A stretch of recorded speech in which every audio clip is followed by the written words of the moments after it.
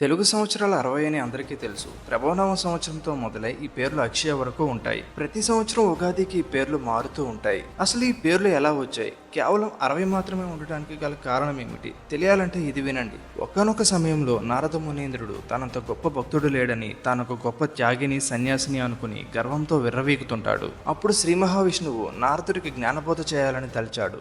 దీంతో నారదుడికి మాయ ఆవరించేలా చేసి ఒక సరస్సు దగ్గరికి తీసుకుని వెళ్లి అందులో దిగి స్నానం చేయమంటాడు.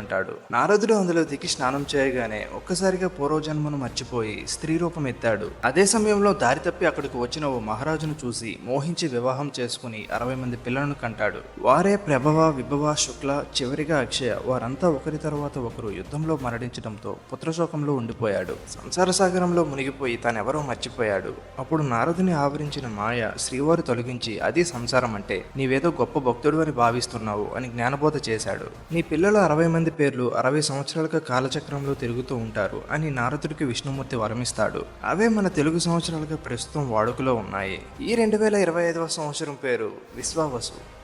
ఇలాంటి మరిన్ని వీడియోస్ కోసం మీరు కూడా నా ప్రయాణంలో ఉండాలి మరి.